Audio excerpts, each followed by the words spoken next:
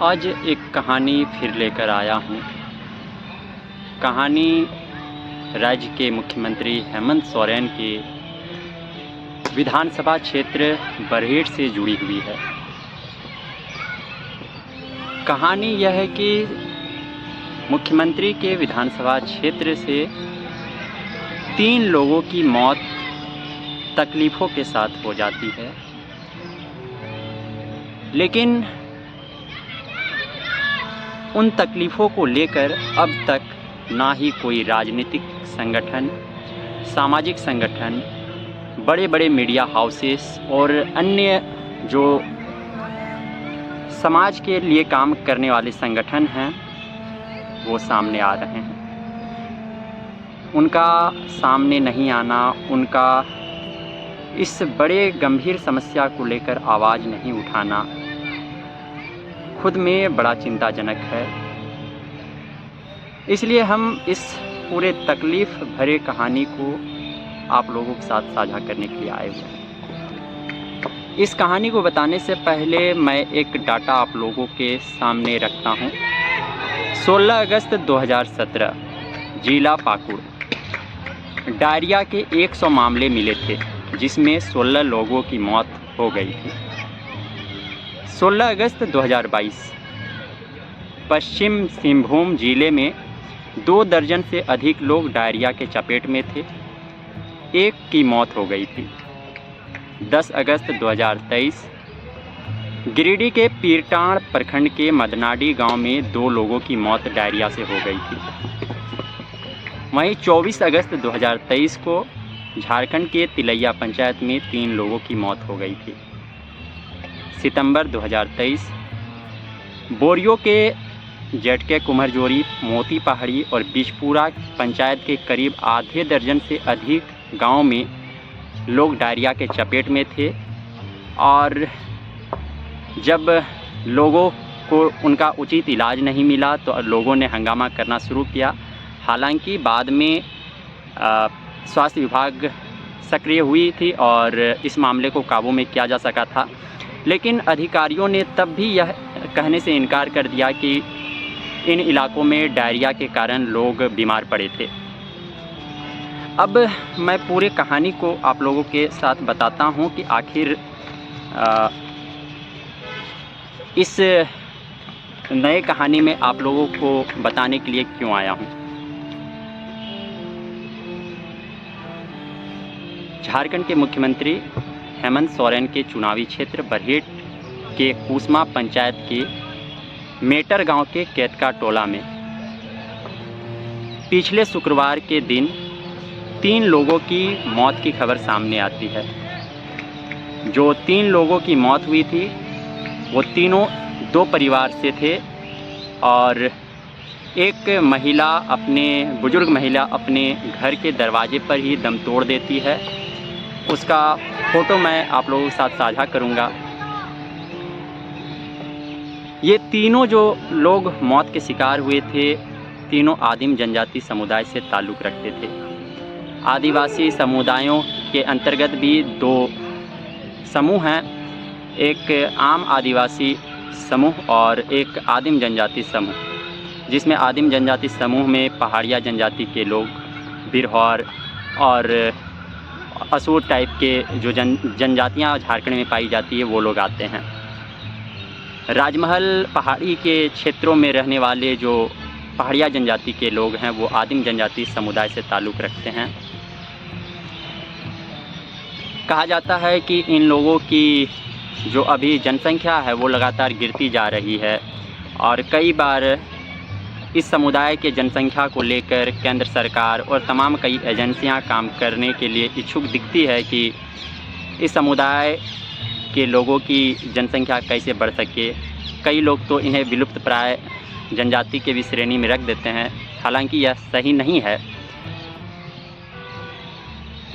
जब 3 लोगों की मौत की खबर सामने आती है और लगभग दर्जन भर लोगों के चिंताजनक स्थिति की बात सामने आती है कि दर्जन भर लोग अब भी उस गांव में डायरिया के प्रकोप में हैं और काफ़ी गंभीर अवस्था में हैं, तब पंचायत के मुखिया और अन्य जो जनप्रतिनिधि हैं वो प्रखंड के चिकित्सा पदाधिकारी और प्रखंड विकास पदाधिकारी को इस पूरे घटना को लेकर सूचना देते हैं। उसके बाद प्रखंड स्वास्थ्य पदाधिकारी हेमंत मुर्मू और वहाँ के जो स्थानीय प्रखंड विकास पदाधिकारी रहते हैं, दोनों उक्त घटनास्थल उक्त गांव पर पहुँचते हैं और उक्त गांव पर पहुँचने के बाद मामले को पूरे अच्छे तरह से समझते हैं। और अब हालांकि जो दर्जन भर लोग वहाँ बीमार थे उनका इलाज चल रहा है, अभी उनकी हालत सामान्य बताई जा रही है। लेकिन इस मौत के बाद हंगामा खड़ा तब हुआ जब पत्रकारों ने वहाँ के स्वास्थ्य चिकित्सा पदाधिकारी से सवाल किया कि 3 लोगों की मौत हो जाती है और पूरा लगभग गांव जो है वो डायरिया के चपेट में है और आप लोगों को इसकी सूचना तक नहीं है, आखिर क्यों? इन मौतों के पीछे जिम्मेवार कौन हैं और कौन से लोग इन मौतों का जिम्मेवारी लेंगे? तो उसके बाद स्वास्थ्य चिकित्सा पदाधिकारी ने पत्रकारों के सवालों का जवाब देते हुए कहा कि उन्हें इसकी सूचना नहीं थी और ना ही स्वास्थ्य विभाग को इस पूरे घटना को लेकर सूचना थी कि इस गांव के लोग डायरिया के चपेट में हैं। तो सवाल यहीं से खड़ा होता है कि आखिर क्यों स्वास्थ्य विभाग की जो निगरानी समिति है, जो वहाँ के साहिया हैं, जो गांव-गांव में रोज़ाना जिनकी जिम्मेदारी है कि समाज के अंतिम वर्ग में खड़े लोगों के लिए भी स्वास्थ्य विभाग हमेशा खड़ा रहेगा, लेकिन आखिर वो लोग रहते कहाँ हैं? उप स्वास्थ्य केंद्र जो प्रत्येक पंचायत में लगभग दिया जाना है और दिया भी गया है, भवनें बनकर तैयार है, लेकिन वहाँ के जो जिम्मेवार लोग हैं जिन्हें उन उप स्वास्थ्य केंद्रों की जिम्मेवारी दी गई है, वो लोग कहाँ रहते हैं? सवाल तो स्वास्थ्य विभाग के निगरानी समिति के साथ तमाम वैसे एनजीओ संगठनों पर भी उठता है जो यह दावा करते हैं कि उन आदिम जनजाति समुदाय के लिए या किसी भी ट्राइबल समूह के लिए या आम ग्रामीणों के लिए या आम नागरिकों के लिए वो लोग काम करते हैं, लेकिन काम दिखता कहाँ है? 3 मौतें हो जाती है, दर्जन भर लोग इस बीमारी के चपेट में रहते हैं, उनकी हालत चिंताजनक बनी हुई होती है, लेकिन किसी को इसकी भनक तक नहीं होती और वो लोग चुप्पी साधे रहते हैं। न्यूज़पेपर के माध्यम से यह भी सूचना सामने आई कि जो आदिम जनजाति समुदाय के लोग हैं वो लोग अंधविश्वास पर भरोसा करते हैं, भूत प्रेत को मानते हैं। तो सवाल तो जागरूकता अभियान चलाने वाले लोगों पर उठता है कि आप लोगों ने अब तक इस समुदाय के लोगों को जागरूक क्यों नहीं किया है? आखिर क्यों सरकार इतनी खर्च जागरूकता अभियान के नाम पर चलाती है?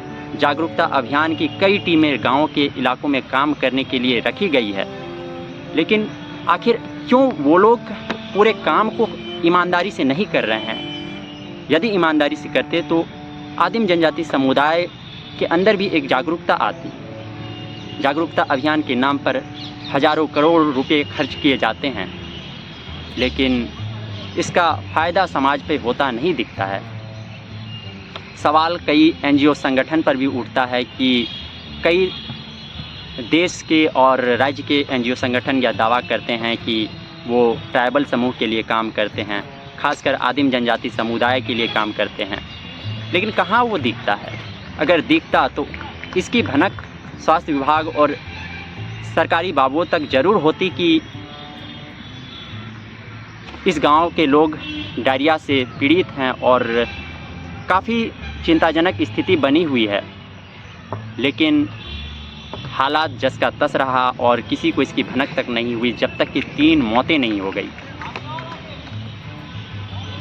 इसी से जुड़े विधि व्यवस्था से जुड़े जो जिला के कानून के जानकार हैं और कानून के देखभाल करने वाले लोग हैं, जिम्मेवार लोग हैं, उनके द्वारा भी डिस्ट्रिक्ट लीगल सर्विस अथॉरिटी जिसे डालसा कहते हैं, वो संगठन भी आदिम जनजाति समुदाय के लिए लीगल सर्विसेज का काम देखती है।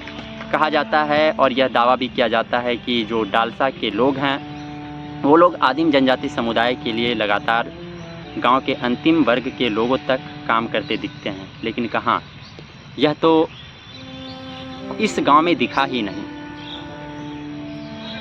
यह माना जा सकता है कि लीगल सर्विसेज और हेल्थ सर्विसेज में डिफरेंस है, लेकिन दिखता क्यों नहीं? यदि इसकी सूचना तक तो दी जा सकती थी, स्वास्थ्य विभाग को इसकी सूचना दी जा सकती थी कि इस गांव के लोग डायरिया से पीड़ित हैं और इलाज की ज़रूरत है, लेकिन डालसा के भी लोग वहां पर नदारद दिखे। उप स्वास्थ्य केंद्र के लोगों पर भी यही सवाल उठता है कि उप स्वास्थ्य केंद्र के लोग जिन्हें यह जिम्मेवारी सौंपी गई थी वो लोग कहाँ थे? क्या वो लोग तभी ड्यूटी पर नहीं थे? क्या जिन 2 दिनों में घटनाएं घटी, गुरुवार को कहा जाता है कि गुरुवार के दिन एक व्यक्ति की मौत हो चुकी थी और शुक्रवार के दिन 2 व्यक्तियों की मौत हुई, तो लोग कहाँ थे? उप स्वास्थ्य केंद्र के लोगों को इसकी सूचना तक क्यों नहीं हुई कि केतका टोला गांव के लोगों गांव के आदिम जनजाति लोगों की मौतें डायरिया के कारण हो रही है और इसकी जो स्वास्थ्य व्यवस्था है वो करानी ज़रूरी है। क्या सिर्फ मुख्यमंत्री पर यह आरोप लगा देना कि सारे इस पूरे घटनाक्रम के जिम्मेवार मुख्यमंत्री हैं क्योंकि उनका वह विधानसभा क्षेत्र पड़ता है, क्या यह वाजिब है? सवाल सिर्फ जिला के प्रशासन पर लगा देना कि जिला के प्रशासन ही इस पूरे घटनाक्रम को लेकर जिम्मेवार हैं, तो क्या यह सही है? मेरा निजी मानना है कि मुख्यमंत्री के साथ, जिला प्रशासन के लोगों के साथ, स्वास्थ्य विभाग के लोगों के साथ और भी कई लोग जिम्मेवार हैं। उन जिम्मेवार लोगों के बारे में बताना ज़रूरी है, क्योंकि जिस बीमारी के कारण 3 मौतें हुई डायरिया से, वो डायरिया दूषित जल और दूषित खान पान की वजह से होता है। यह एक वैज्ञानिक कारण बताया जाता है। दूषित पानी और दूषित खान पान को आखिर क्यों नहीं रोका गया और इसे रोकने के लिए क्या व्यवस्था किया गया?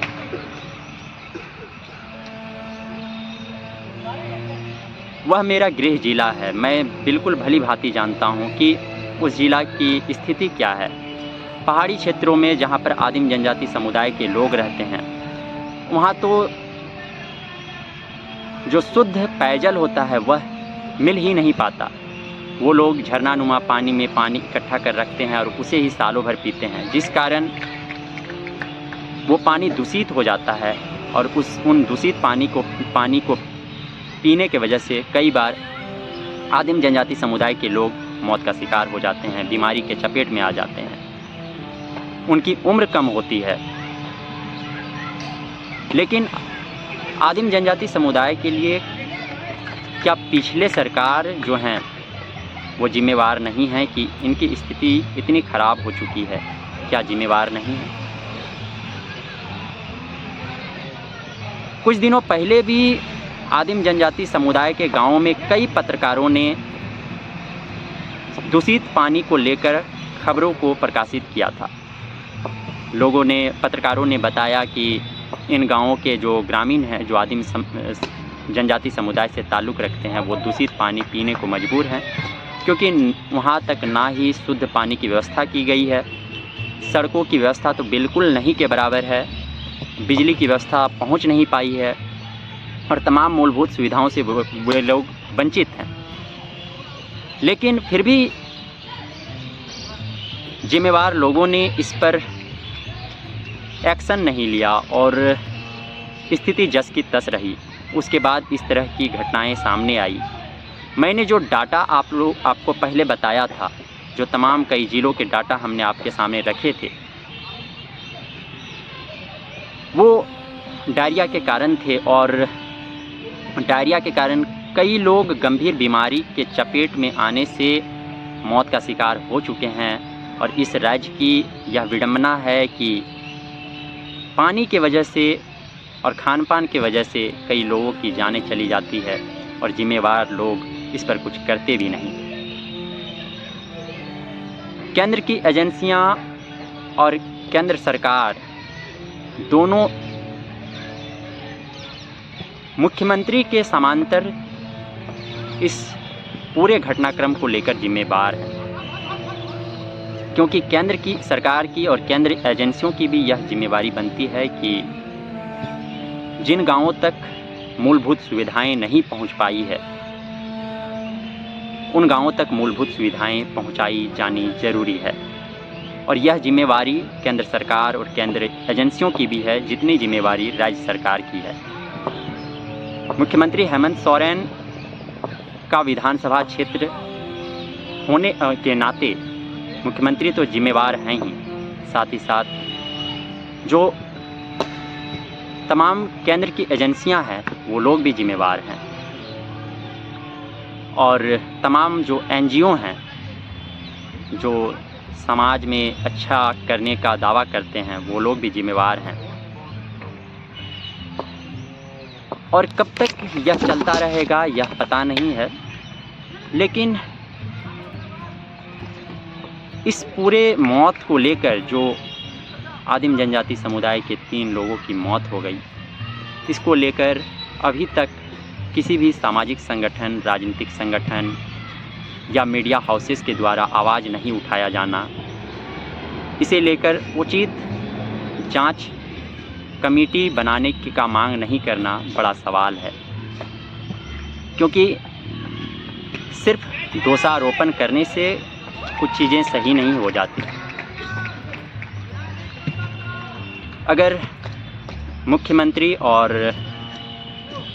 जिला के प्रशासन जिम्मेवार हैं तो उतना ही जिम्मेवार केंद्र के सरकार और केंद्र की एजेंसियां भी है, इसे समझना ज़रूरी है। और तमाम जो लोग हैं इन्हें यह समझना होगा कि आखिर एक आम आदमी की मौत हो जाती है और यह जनसंख्या के हिसाब से काफ़ी अनुचित है,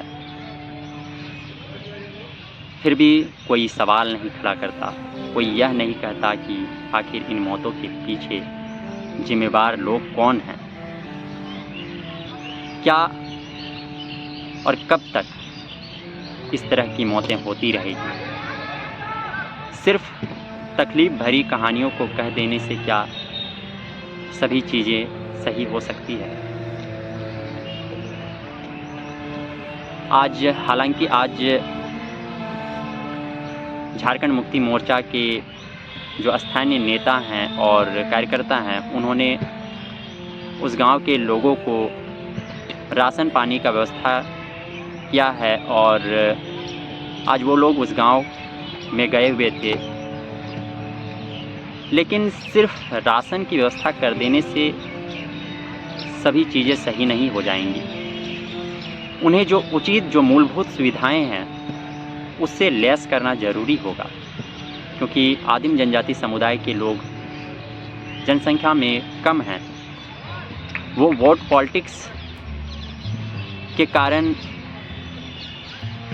अपनी जो आइडेंटिटी है उसे बरकरार नहीं रख सक रहे हैं। इसलिए यह हमारी और आपकी जिम्मेवारी है कि आदिम जनजाति समुदाय को मूलभूत सुविधाओं से लैस किया जाए। हम तमाम कई सवाल आपके मन में छोड़ कर जा रहे हैं कि क्या कब तक इस तरह की मौतें होती रहेगी। फिर मैं एक नई कहानी के साथ आऊँगा जो तकलीफ़ और राज्य के हित में होगा। नमस्कार।